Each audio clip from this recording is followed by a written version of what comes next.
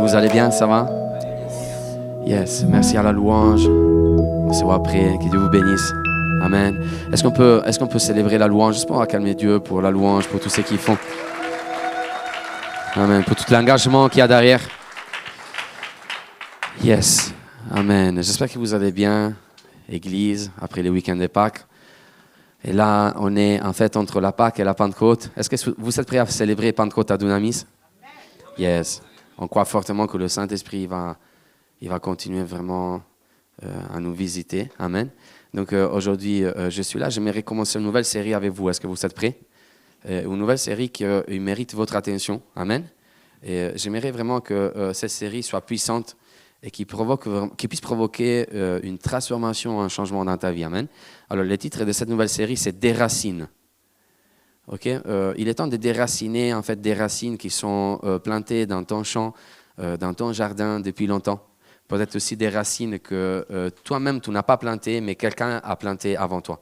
Je ne sais pas vous, mais avec Dieu, il est question de déraciner quelque chose que souvent le mal a planté. Et je ne sais pas si c'est ton désir ou c'est que mon désir, en fait, de déraciner toutes les racines qui ne vont pas, toutes les racines qu'on a plantées avec le temps dans notre vie qui sont en train de détruire la bénédiction, parce que c'est les racines qui détruisent notre bénédiction. Vous me suivez? Donc, est-ce que vous êtes prêts à déraciner quelque chose qui ne va pas dans votre vie? Est-ce que vous êtes prêts à déraciner l'amertume? Est-ce que vous êtes prêts à déraciner la colère, les liens de colère? Ou déraciner aussi des malédictions que quelqu'un a plantées avant vous? Est-ce que vous êtes prêts à déraciner? Amen. Est-ce qu'il y en a 2 ou 3 seulement qui veulent déraciner avec moi? Amen. Moi, je crois vraiment que dans notre nation, la France a besoin aussi de déraciner des racines que Satan a plantées. On a besoin de déraciner dans cette nation, en fait, des racines qui ont été plantées. Et donc, nous avons l'autorité pour le faire. Et c'est ça que souvent on ne comprend pas. Donc, le premier message de cette série Déraciner, c'est les suivantes. Il te reste encore une décision. Dis avec moi, il me reste encore une décision. Dis à la personne à côté de toi, il te reste encore une décision.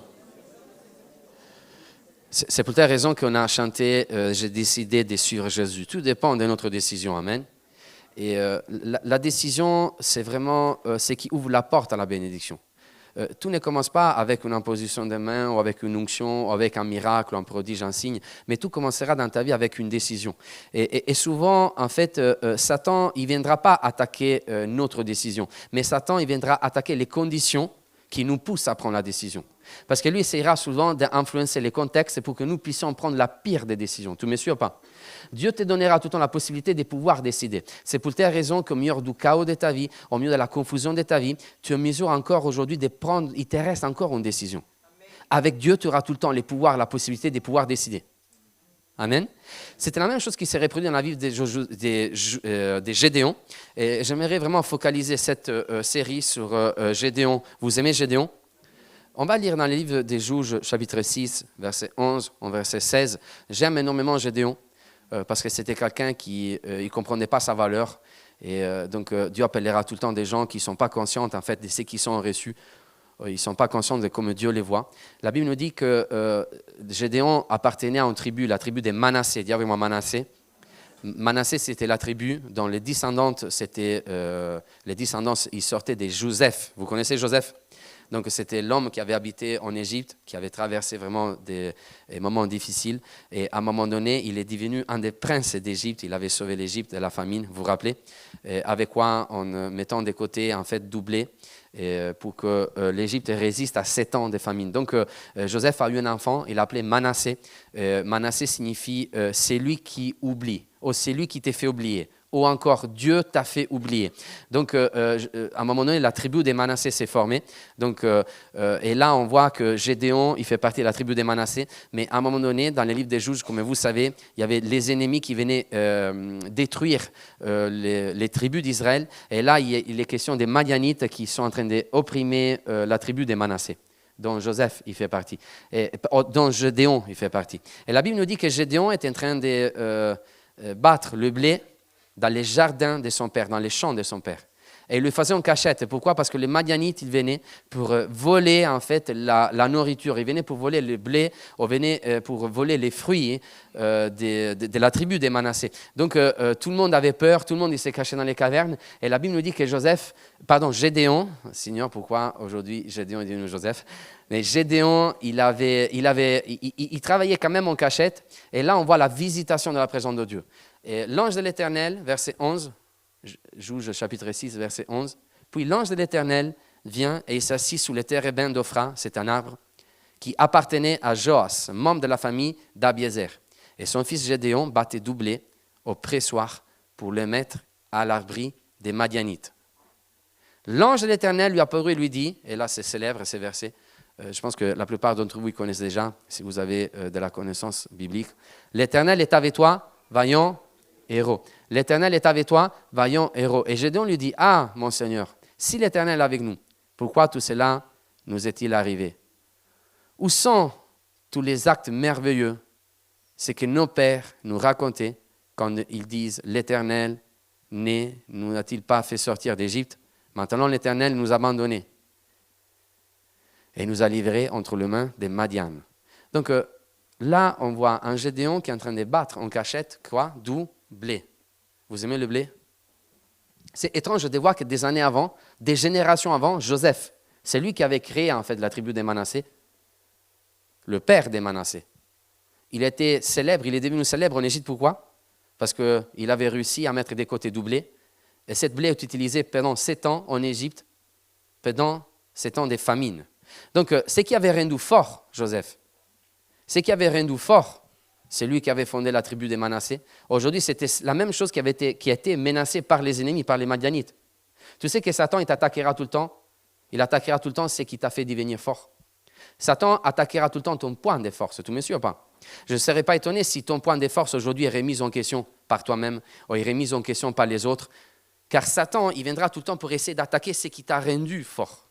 Si lui arrive à te faire douter de ta force, si lui arrive à te faire douter de ton point de force, lui, il arrivera à nouveau à te faire revenir en arrière pour te planter à nouveau sur l'esclavage dont Dieu t'a délivré. Amen. Donc Dieu attaquera tout le temps tes points de force. Dieu attaquera tout le temps ce qui t'a rendu fort. Satan mettra tout le temps en question ce qui t'a rendu fort. Amen. Mais il est temps de racheter ce qui t'a rendu fort. Il est temps de regagner et de repousser l'ennemi et de regagner du terrain. Tu es d'accord avec moi ou pas? Le blé qu'aujourd'hui les Madianites ils sont en train d'attaquer, c'est le même blé qui a donné la victoire à Joseph en Égypte il y a des années. Et c'est le même blé qu'aujourd'hui va bénir ma vie. Amen. C'est le même blé qu'aujourd'hui il va recevoir une victoire. C'est le même blé qu'aujourd'hui je veux en fait délivrer et je veux que les Madianites ne les touchent pas. Donc aujourd'hui je suis là pour te dire que tout ce qui t'a rendu fort à niveau de ta famille, Dieu viendra les délivrer. Amen. Si aujourd'hui tu es en difficulté, Dieu viendra les délivrer. Tu me suis ou pas? Donc maintenant, écoute-moi bien, parce que ta vie dépendra de tout ce que tu décides de retenir. Ta vie dépendra tout le temps de ce que tu essaies de retenir. Tu me suis ou pas? Qu'est-ce que tu as oublié et qu'est-ce que tu as retenu? Manassé signifie « c'est lui qui m'a fait oublier ». C'est lui qui m'a fait oublier. Manassé signifie « c'est lui qui m'a fait oublier ». Ta vie dépendra tout le temps de tout ce que tu décides d'oublier et tout ce que tu décides de te souvenir. Amen. Donc, regardez, parce que Joseph avait oublié l'ancêtre, donc celui qui a créé Manassé, l'ancêtre de Joseph, des Gédéons. Il avait fait quoi? Il avait oublié les mal que ses frères lui avaient fait. Tu es d'accord avec moi ou pas? Il avait oublié aussi les moments où il avait été dans la maison de Potiphar comme un esclave. Tu te rappelles? À un moment, il était accusé. À un moment, il s'est retrouvé en prison. Joseph, il avait oublié tout ça et il avait décidé de pardonner ses frères. Il avait décidé de pardonner tous les mal qu'il avait subis. Et après des années, après des générations, on voit sa tribu, la tribu des Manassés qui ont difficulté. Pourquoi? Parce que la tribu des Manassés, il avait oublié qui était leur Dieu. Qu'est-ce que tu es en train de décider de retenir concernant ton passé? Joseph avait oublié les bonnes choses. Souvent, on n'oublie pas les bonnes choses. Souvent, on oublie les bonnes choses et on retient les pires choses. Tu es d'accord avec moi ou pas? Combien de fois on n'a pas oublié les mal qu'on a subis? Combien de fois on n'a pas oublié la blessure que cette personne nous a fait? Combien de fois on n'a pas oublié ce que nous avons vécu? Tout ce que tu n'oublies pas, qui n'est pas bien dans ta vie, il détruit ta vie. C'est pour telle raison que Manassé, Gédéon, avait oublié ce qui était le Dieu de Joseph. Amen. Aujourd'hui, je suis là pour te dire, n'oublie pas qui est ton Dieu. Amen. Oublie les mal. Décide d'oublier en fait ce qui t'a blessé, mais n'oublie pas qui est ton Dieu.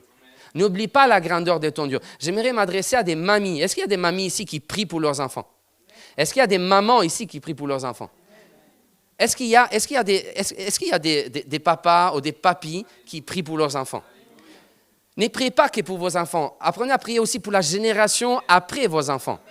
Vous me suivez ou pas? Parce que Dieu n'a pas oublié la prière de Joseph. Dieu n'a pas oublié la puissance de Joseph. Dieu n'a pas oublié en fait le cœur de Joseph. Joseph, c'était un homme qui avait été oppressé en Égypte, mais à un moment donné, son cœur est resté intègre. Il avait décidé d'oublier, il avait décidé de pardonner, il avait décidé de suivre Dieu. Et après des années, sa tribu, ses enfants, les enfants de ses enfants, de ses enfants, des enfants, ils sont en péril, ils sont en difficulté, mais Dieu a visité Gédéon. Dieu a visité Gédéon. Pourquoi? Parce que Dieu n'oublie pas tes prières. Dieu n'oublie pas les prières de ta grand-mère. Dieu n'a pas oublié les prières de ta grand-mère. Tu me suis ou pas? Si aujourd'hui Dieu va te visiter, c'est parce que quelqu'un a prié pour toi dans le passé. Tu me suis ou pas? Oh, que toutes les mamans, que tous les papas, qu'ils prient en fait pour les générations, pour les enfants soient bénis. Dieu n'oublie pas votre prière. Amen. Lorsque vous remettez vos enfants à Dieu, Dieu n'oubliera jamais ces prières. D'ici 50 ans, lui agira en faveur de vos enfants. Est-ce que vous me suivez ou pas? Dieu n'a pas oublié. Dieu n'a pas oublié les sacrifices de la génération avant nous. Amen. Dieu n'a pas oublié les sacrifices de tes parents lorsqu'ils priaient pour toi, lorsqu'ils étaient dans la difficulté. Donc, dis avec moi, merci Jésus. Parce que dans ma famille, il y a eu quelqu'un qui a prié pour moi. Peut-être que tu ne le sais pas. Peut-être que tu ne connais pas ton ancêtre, tu connais tes grands-pères. Tu connais tes grands-parents, tu es d'accord? Peut-être tu connais aussi, tu as des infos concernant tes arrière-grands-parents. Mais tu ne connais pas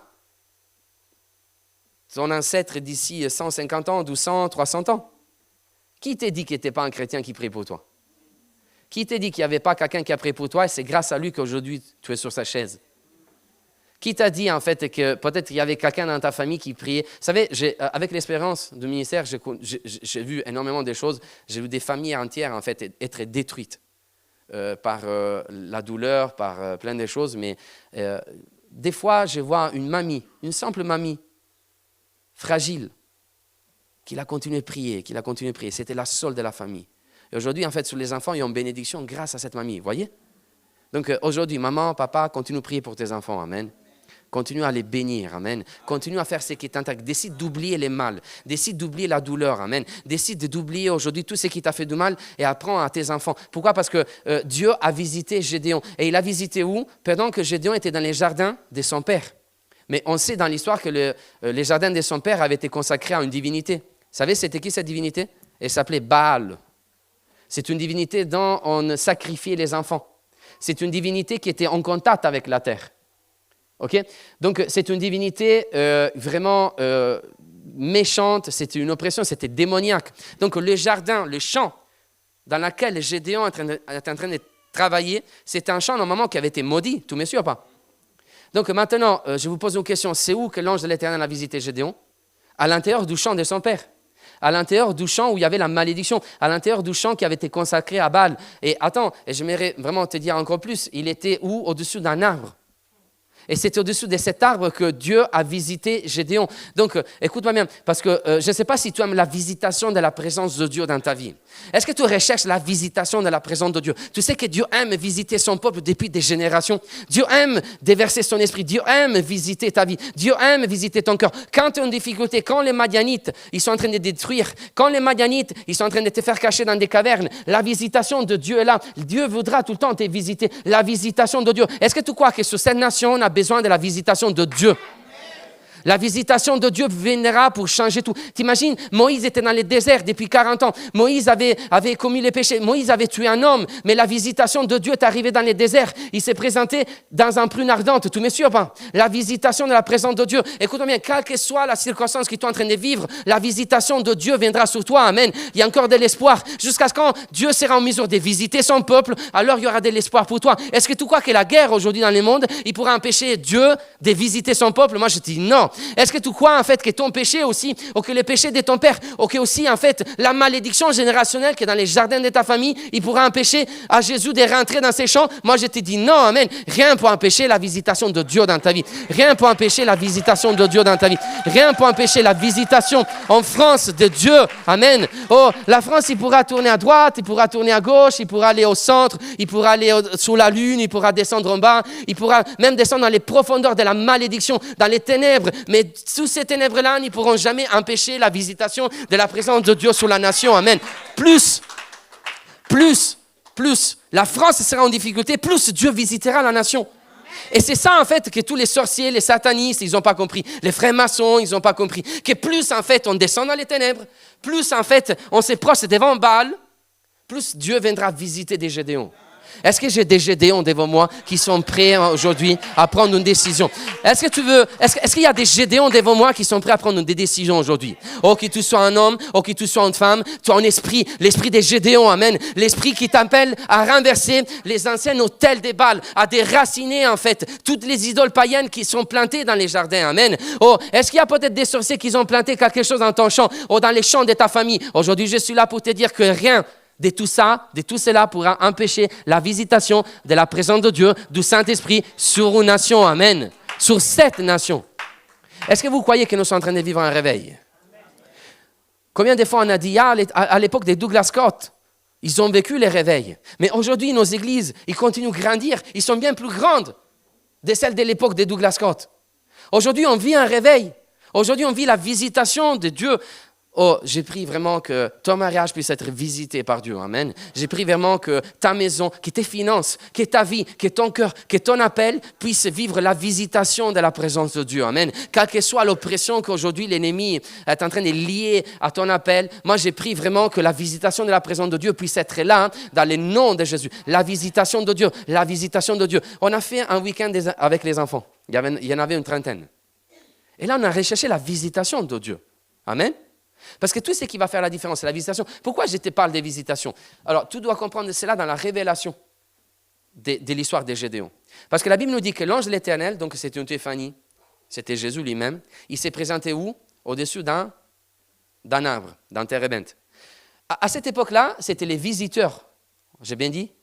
Les visiteurs qui venaient de loin, qui quand ils voyageaient, ils faisaient des kilomètres, et ils rentraient dans les champs des autres, dans les champs des propriétaires en fait qui habitaient le pays, et ils avaient la coutume de s'asseoir là où il y avait des arbres et attendre en fait les propriétaires qui viennent pour lui offrir quelque chose à manger. Donc l'ange de l'Éternel, il s'est présenté dans la vie de Gédéon tant que visiteur. Il ne s'est pas présenté comme libérateur, tu me suis ou pas? Il ne s'est pas présenté comme rédempteur. Il ne s'est pas présenté comme avec Josué, avec une épée, je suis le chef de l'armée. Non, il s'est présenté juste comme un visiteur. Il y aura des moments dans ta vie où Dieu, il viendra tout simplement te visiter. Il viendra de loin. Et merci Seigneur, car il vient de loin, il vient du ciel. Parce qu'il t'amènera, en fait, il te poussera à avoir la perspective du ciel. Pas une perspective proche, mais une perspective longtemps. Des fois, c'est bien d'avoir une autre pensée, n'est-ce pas? Des fois, notre vision, en fait, est offusquée. Pourquoi? Parce qu'on est tout le temps là. Mais Dieu viendra te visiter. Il y a une visitation du ciel, amen, qui viendra dans ta vie, qui viendra dans ton champ, qui viendra dans ton jardin. Tu me suis ou pas? Donc, Dieu s'est présenté, l'ange de l'Éternel, Jésus, il s'est présenté dans la vie de Gédéon en tant que visiteur. Je suis venu te visiter. Gédéon, tu as besoin d'une visitation. J'ai vu en fait qu'est-ce que vous traversez et je me rappelle de Joseph. Je me rappelle en fait de ce qu'il a fait. Je me rappelle de toi, Manassé. Je ne t'ai pas oublié. Vous avez oublié, mais moi je ne vous ai pas oublié. Tu me suis ou pas? Quand nous oublions, Dieu n'oublie pas. Dieu n'avait pas oublié Manassé, Dieu n'avait pas oublié Gédéon, Dieu n'avait pas oublié sa famille, malgré la sorcellerie, malgré l'autel des Baals. Dieu n'avait pas oublié les bienfaits et l'intégrité de Joseph. Oh, mais je ne sais pas pourquoi, j'aimerais vraiment mettre les points sur ça. Maman, Dieu n'oubliera pas tes prières. Amen. Quand d'ici 50 ans, tes enfants ils seront en difficulté, Dieu dira, je n'ai pas oublié les prières de cette maman. Je n'ai pas oublié les prières de cette maman qui était intègre devant moi. Je ne les ai pas oubliées. Je ne les ai pas oubliées. Tu me suis ou pas? Si aujourd'hui tu es béni, c'est parce que quelqu'un t'a béni. Amen. Si aujourd'hui Dieu visitera ta vie, si un jour Dieu visitera ta vie, lorsque tout sera en difficulté, c'est parce qu'il y a une maman qui a prié pour toi. C'est parce qu'il y a eu un papa qui a prié pour toi. C'est parce qu'il y a eu un homme de Dieu de l'église peut-être qui a prié pour toi. Est-ce qu'il y a des hommes de Dieu ici qui prient pour notre génération? Est-ce qu'il y a des enfants qui reçoivent les prières ici? Amen. Le but de Dieu, que nous puissions prier pour les autres, pour la génération à venir, pour qu'ils vivent la visitation de la présence de Dieu. Donc, la visitation de Dieu, la visitation de Dieu, la visitation de Dieu. Donc, Dieu n'avait pas oublié Joseph. Il est venu bénir Gédéon en les visitant. Il était là où il y avait un arbre. Une visitation. Vous savez, c'est quoi les problèmes aujourd'hui? C'est qu'il y a plein de monde qui cherche que la visitation, mais il n'a pas compris vraiment les pouvoirs de la visitation. Ce n'est pas la visitation qui te fera rentrer dans ton appel. Tout le monde aujourd'hui veut être visité par Dieu. Tu es d'accord avec moi? Tout le monde aujourd'hui veut ressentir la présence de Dieu qui tombe sur lui, n'est-ce pas? Mais en fait, il y a trop de monde qui est attaché à la visitation, mais pas en fait à ce que la visitation va faire dans sa vie. Parce que la visitation de Dieu aura tout le temps un but. Aujourd'hui, il y a plein de visitations de Dieu qui tombent par terre. Tu me suis ou pas? Il y a plein de gens aujourd'hui qui veulent la visitation, mais qui ne comprennent pas la puissance de la visitation. Ça ne sert à rien en fait d'être visité par Dieu et de rentrer chez nous comme nous étions déjà. Tu me suis ou pas? Moi, j'ai vu énormément des gens qui étaient visités par le Saint-Esprit, mais ils restent toujours pareils, soit ils reviennent en arrière. La visitation de Dieu a un but précis. La visitation de Dieu ne viendra pas seulement pour que tu puisses vivre un momentum. Tu me suis ou pas? La visitation de Dieu sera là dans ta vie pour que tu puisses vivre un changement. La visitation n'amène pas juste un bon moment. Ah, j'ai eu un bon moment. C'était incroyable, je suis béni, waouh, Dieu m'a visité. Non, la visitation de Dieu viendra pour te changer, pour te transformer. Tu me suis ou pas? Dieu n'a pas visité Gédéon pour les garder dans ses jardins. Dieu n'a pas visité Gédéon pour continuer en fait à dire à Gédéon, maintenant continue comme ça, ne t'inquiète pas, Gédéon, reste Gédéon. Non, mais la visitation de Dieu est arrivée dans les jardins de Gédéon pour transformer Gédéon. Vous me suivez ou pas? Ça ne sert à rien de recevoir une visitation sans transformation. Ça ne sert à rien d'être visité et ne jamais être échangé. Ça ne sert à rien d'être visité et de rester tout le temps dans notre timidité. Ça ne servira à rien d'être visité par Dieu et rester tout le temps dans la crainte, dans la peur. Ça ne servira à rien d'être visité par Dieu et rester tout le temps dans notre colère, ou dans notre haine, ou dans notre manque de pardon. Vous me suivez? Seigneur, moi je veux être visité par toi, mais je veux vivre aussi la puissance de la visitation. Et la puissance de la visitation, c'est quoi? C'est une transformation. Une transformation. C'est pour ça que, écoute-moi bien, il y en a plein qui cherchent la visitation de Dieu, mais ils ne sont jamais transformés. Mais la visitation de Dieu dans ta vie t'amènera à être transformé. Amen. Il y en a qui cherchent d'être touchés. Il y en a qui cherchent d'être visités. La visitation, cherche la visitation. Dis, Seigneur, je visite ma vie, visite ma maison. J'aimerais vraiment vivre une transformation. C'est ça que Gédéon a vécu. Il a connu Jésus comme un visiteur, comme celui qui venait le visiter pour le transformer. Amen. Donc, on a fait les week-ends d'enfants et on a cherché la visitation de Dieu. Je me montre en vidéo. Blackout. Écoutez, regardez. Jésus. Oh, ton onction, ton onction, ton onction. Oh, c'est ton onction, Saint-Esprit. Amen. Vous avez eu la visitation du Saint-Esprit sur les enfants? 5, 6 ans, 7 ans, baptisés du Saint-Esprit. Ça vous fait que ça? Amen.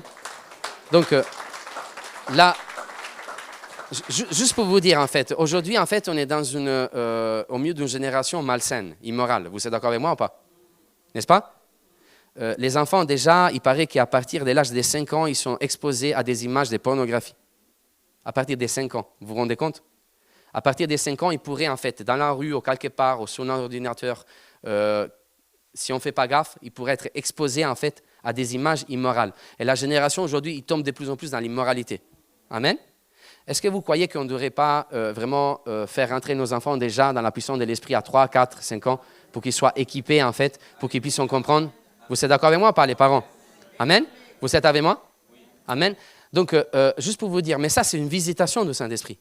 Mais si après la visitation, il n'y a pas un travail derrière, ça ne servira à rien. Parce que souvent, moi, j'étais visité moi-même, mais après, je n'ai pas continué. Je n'ai pas donné suite à la visitation du Saint-Esprit. Et c'est là les problèmes. C'est qu'aujourd'hui, il y a les chrétiens qui sont visités. Et nous, les pentecôtistes, on s'est tout le temps focalisé sur les baptêmes du Saint-Esprit comme une visitation, mais on n'a pas cherché en fait la marche qu'il y avait après pour ancrer les baptêmes du Saint-Esprit et pour mettre au baptême du Saint-Esprit de changer, de transformer notre génération. C'est pour cette raison qu'à un moment donné, on s'est retrouvé avec des églises qui n'ont jamais grandi depuis 50 ans, depuis 100 ans, des églises où il y avait des chrétiens qui étaient attachés à la chaise plutôt qu'être attachés en fait à la présence de Dieu, où il y avait en fait des chrétiens qu'à un moment donné, ils ont transformé l'église en des clubs. Mais la visitation de Dieu amènera tout le temps une suite. Et là, ça prend en compte la décision. Parce que la visitation de Dieu, il sera là tout le temps pour te mettre face à une décision. Tu comprends? Donc quand Dieu viendra visiter ta vie, il viendra visiter ta vie pour te mettre face à une décision. Donc maintenant, j'aimerais m'adresser à tous les parents. Lorsque vos enfants ils sont bénis, lorsque vos enfants ils reçoivent la visitation, maintenant ça dépendra de vous à la maison, pour que cette visitation puisse amener un fruit. Pour que cette visitation, et là c'est la décision. Si vous décidez d'avoir la même prière de Josué, vous vous rendez compte la prière de Josué à la fin de sa vie? C'était quoi en fait le bonheur de Josué? Moi et ma maison, nous servons l'Éternel. Mais attends, Josué avait plein de richesses dans ce moment-là. Josué, c'était un homme qui avait fait rentrer Israël dans la terre promise. Il n'a pas dit, waouh, je suis à la fin de ma vie, je suis un homme de Dieu, je suis un prophète, et regardez, j'ai une ville là-bas, regardez mon trésor, j'ai 4 millions de dollars en banque. Il n'a pas dit ça. Il n'a pas dit, aujourd'hui j'ai l'honneur et le respect de tout le monde, il y a quelqu'un qui m'amène un sac quand je vais dans mes conférences. Il y a quelqu'un en fait qui me fait descendre en limousine, je descends, voilà l'arrivée du prophète avec la vidéo. Vous pensez quoi en fait, que Jésus est content de tout ça? Jésus était comme ça quand il marchait dans la rue? Est-ce que vous croyez en fait qu'on peut se moquer de Dieu? Non, Josué a dit, moi et ma maison, nous servons l'Éternel. Ça c'était la bonheur, la bénédiction la plus grande pour la fin de la vie de Josué. Ok, aujourd'hui j'ai du respect, aujourd'hui j'ai l'honneur, aujourd'hui je suis un homme de Dieu, aujourd'hui j'ai vu Dieu, j'ai vu l'ange de l'Éternel face à face. T'imagines? Mais il n'a pas dit, à la fin de ma vie, j'accomplis tellement de miracles. Non, il a dit, moi et ma maison. Cela signifie, moi et mes enfants, nous servons ma maison. Les succès les plus grands de ta vie, c'est que toi et ta famille puissiez servir l'Éternel. Moi et ma maison, amen. Moi et ma maison. Les succès les plus grands de ta vie, c'est quand tes enfants servent le Seigneur. Amen. Les succès les plus grands de ta vie, c'est quand ton fils est visité par la présence de Dieu, est touché par la présence de Dieu. Donc maintenant, c'est un travail que tous les parents sont appelés à faire à l'intérieur de leur maison pour permettre en fait aux enfants d'être dirigés vers les buts de Dieu. Donc la visitation, son travail derrière, ça ne sert à rien.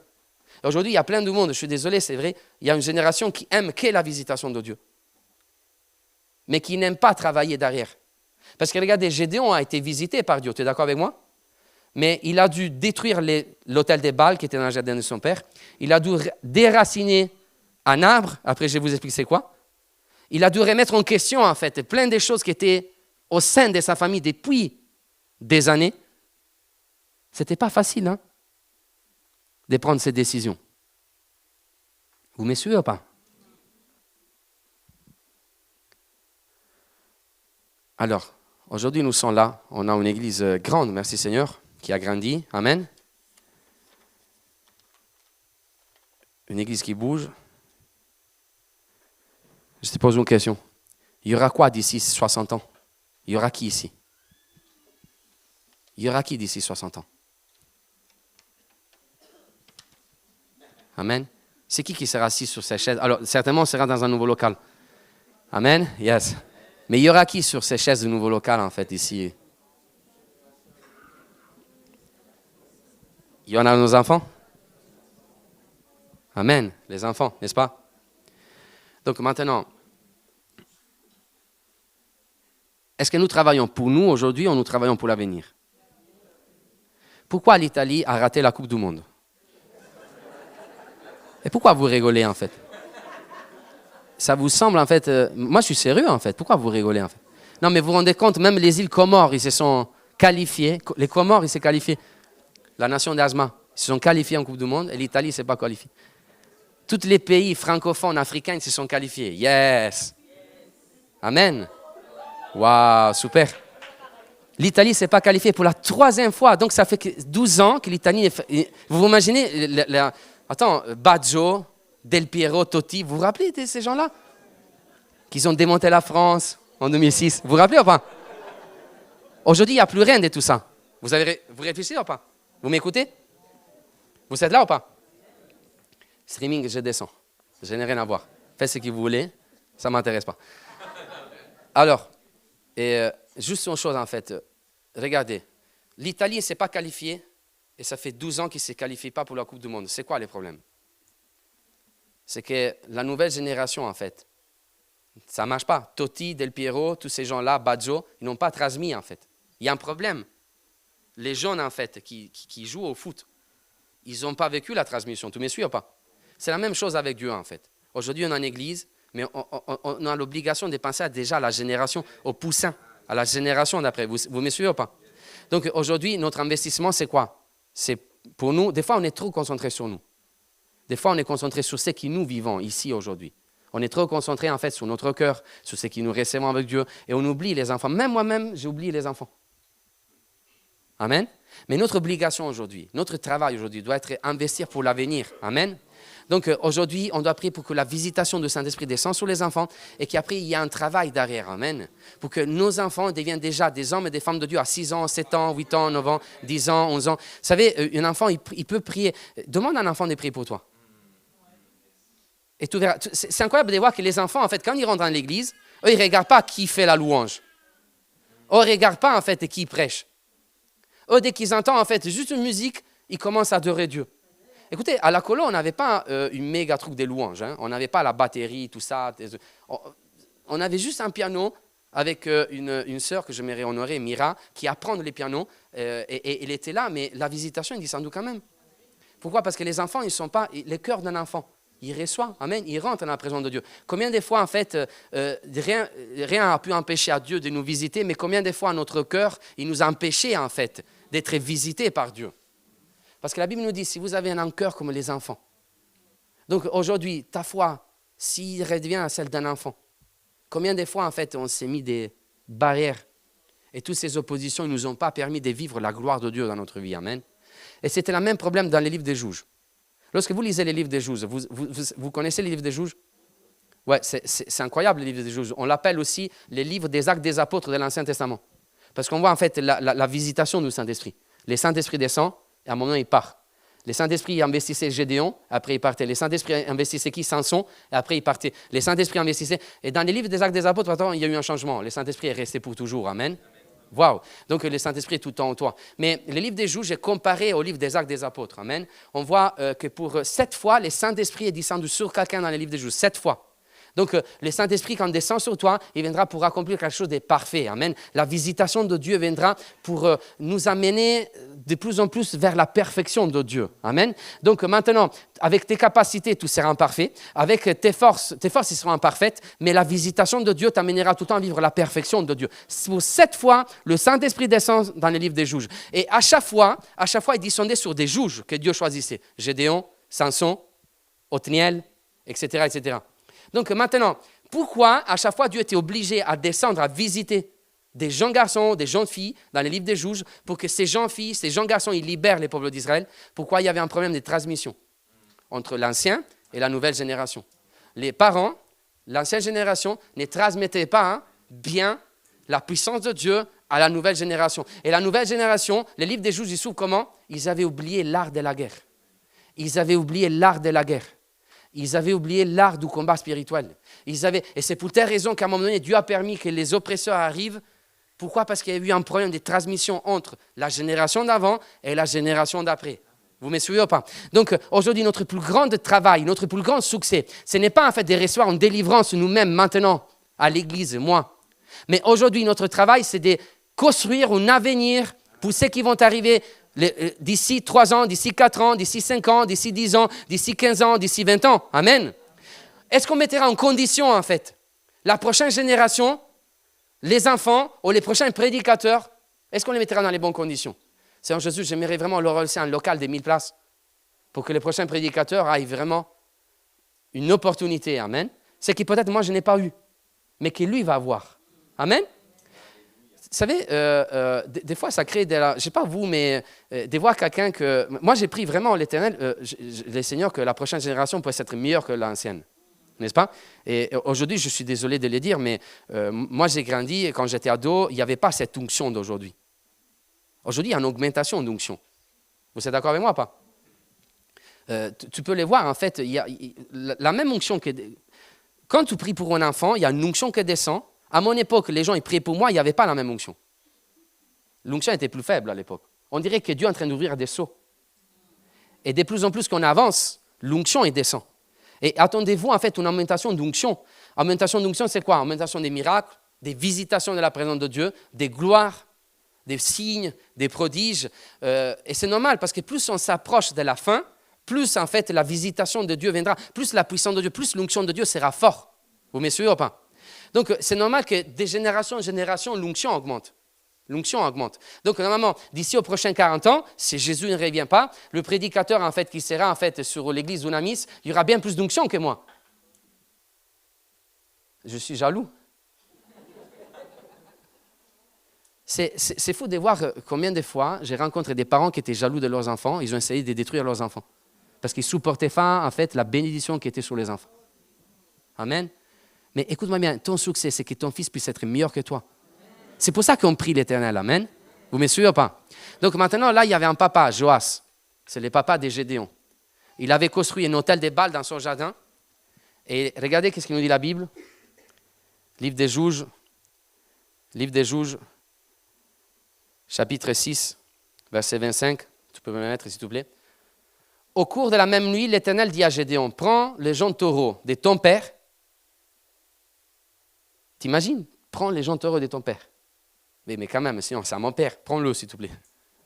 Malin, hein? Ainsi que le 12e taureau de 7 ans. Démolis l'autel des Baal qui appartenait à ton père et abat les poteaux sacrés qui se trouvent au-dessus. Maintenant, on revient dans les domaines de la révélation. C'est quoi les poteaux qui se trouvaient à côté de l'autel? Vous savez, à cette époque-là, dans les cultes des Baal, on construisait en fait dans les jardins, parce qu'on croyait que Baal bénissait en fait la récolte. Donc on construisait des autels où on faisait des cultes. Et à un moment donné, à côté, on a raciné des arbres. C'est ça les poteaux d'Asher. Okay? Normalement, à cette époque-là, dans leur culture, les poteaux, c'était soit des poteaux vrais, mais la plupart des fois, c'était des arbres qu'on a racinés quand on construisait l'autel. Et ils croyaient que la divinité des Baal grandissait dans l'arbre. Donc l'arbre était bien plus important que l'autel. Souvent, on dit de détruire les autels, mais on oublie en fait de déraciner les racines.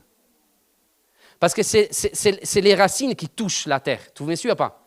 Donc maintenant, qu'est-ce qu'il devait faire Gédéon? Gédéon, tu dois prendre une décision. Je suis venu pour te visiter, pour que tu puisses prendre une décision. Et écoutez-moi bien, une décision.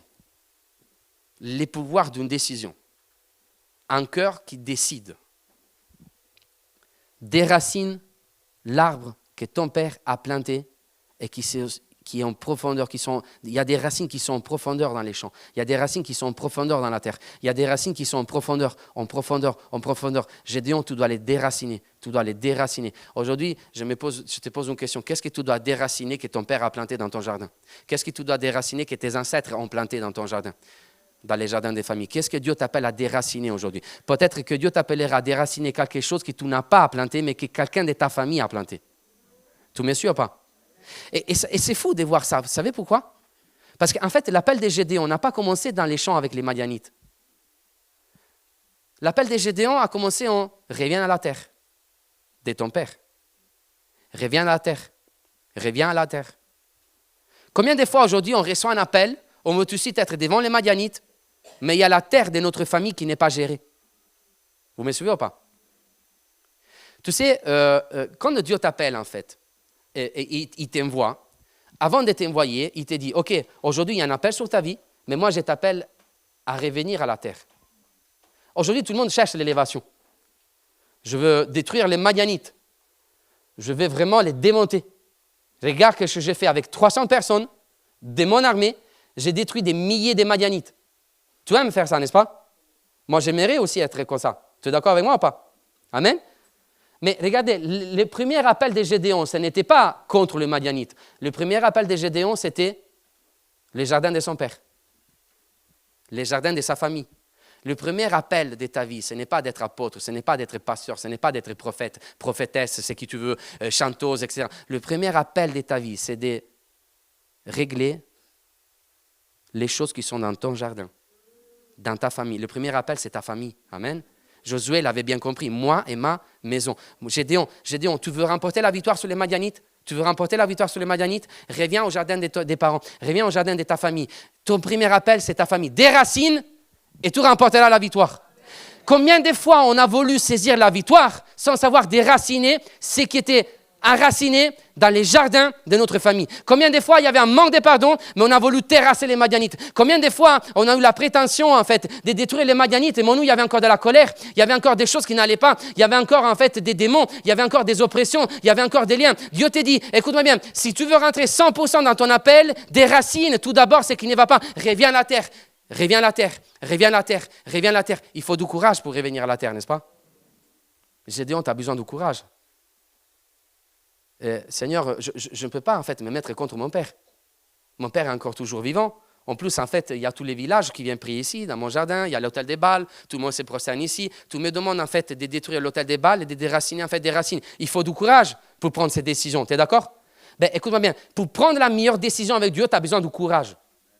Sans courage, tu ne pourras pas décider. Dieu t'appellera tout le temps à décider avec courage. Tu me suis ou pas? Le courage de déraciner et d'abattre l'autel des Bals. Qu'importe ce que mon père il va dire. Qu'importe. Alors, est-ce que tu veux faire la volonté de Dieu ou tu veux faire la volonté des parents ou de la tribu des Manassés? Combien de fois on baptise énormément de gens? Combien de fois, pendant les baptêmes, on a vu en fait la famille, des membres de la famille qui n'acceptaient pas en fait leur baptême, les baptêmes de ces enfants de Dieu. Et des fois, c'est comme ça. Et c'est rien de nouveau. Dieu t'appellera à les suivre. Et cette marche, ce sera une marche de solitude. Tu m'écoutes ou pas? Gédéon, tu dois les faire seul. Oui, mais moi, je suis les plus petits, Seigneur. Je suis les derniers de ma famille et je fais partie aussi de la tribu des Manassés. Je suis les plus petits, je n'ai pas... Tu m'appelles vaillant héros. Tu m'appelles vaillant héros, mais regarde que chez Jésus, je suis vraiment rien. Mais c'est toi, Gédéon, que Dieu appelle. C'est toi, Gédéon, que Dieu appelle. Tu me suis ou pas? C'est toi, Gédéon, que Dieu appelle. C'est toi, Gédéon, que Dieu appelle. C'est toi, Gédéon, que Dieu appelle. Oh, moi, je t'appelle, Gédéon. Moi, je t'appelle, Gédéon. Ton appel, c'est ta famille. Ressoude tout d'abord les racines de ton père et tout sera béni. Et tu rentreras dans ton appel. Est-ce qu'il y a des racines que tu dois déraciner, qui sont là depuis des années? Est-ce que tu as couru trop vite? Est-ce que peut-être que tu es déjà dans les champs en train de mettre l'épée, l'armée en place pour aller contre les Madianites, mais dans les jardins de ton père, il y a encore un poteau, il y a encore un arbre qui t'attend et qui te dit reviens en arrière, rentre dans les jardins, déracine, il est temps de déraciner, reviens à la terre, il est temps de déraciner. Aujourd'hui, je suis là pour te dire que tu es le Gédéon qui va déraciner les racines qui sont là depuis longtemps. Qu'importe où tu es arrivé aujourd'hui, il est temps de déraciner la décision, j'ai le courage de prendre une décision dans le nom de Jésus. J'ai le courage de prendre une décision. J'ai le courage de prendre une décision. Amen. Pour décider, tu as besoin d'avoir du courage. Pour décider, tu as besoin de rétablir la vérité. Tu ne peux pas prendre une décision si tu ne comprends pas la vérité. Tu me suis ou pas? La Bible nous dit que Jésus est justice et vérité. Amen. Tu ne pourras pas décider sans que la vérité soit établie. Comme Jésus appelait comment Gédéon? Vaillant. Mais Gédéon, il croyait d'être un nul. Gédéon, je suis venu rétablir tout d'abord la vérité. Ce qui est vrai. Moi, je te vois comme un vaillant héros. Ils disent que tu es le dernier de ta famille. Toi-même, tu le dis de toi-même. Tu ne comprends pas ta valeur, mais aujourd'hui, je suis venu rétablir la vérité. La meilleure manière pour prendre une décision pour Dieu, c'est d'avoir du courage, premièrement, et deuxièmement, de le faire avec vérité. Et quand la visitation de Dieu viendra dans ta vie, lui viendra tout le temps te dire ce qui est vrai, pas ce qui est faux. Le père des mensonges, c'est Satan. Le père de la vérité, c'est Dieu. Lui vient détruire tous les mensonges. Lui viendra détruire. Aujourd'hui, est-ce que tu veux déraciner avec courage? Aujourd'hui, est-ce que tu veux déraciner avec vérité? Vérité, courage. Vérité, courage. Est-ce que tu dois prendre des décisions aujourd'hui importantes?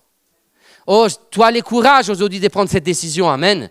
Oh, tu peux rétablir la vérité aujourd'hui, amen. Car Dieu, c'est le Dieu de la vérité, amen. Oh, j'ai le courage aujourd'hui de déraciner. Oh, j'ai le courage aujourd'hui de décider. J'ai le courage aujourd'hui. Pourquoi? Parce que Dieu veut nous rétablir la vérité, amen. La vérité. Déraciner des anciennes racines. J'aimerais rappeler les musiciens à venir. Déraciner les anciennes racines. Déraciner les anciennes racines. Déraciner, déraciner, déraciner. Combien de racines il y a dans ton jardin? Combien de racines il y a dans ton jardin? Combien de racines il y a dans ton jardin?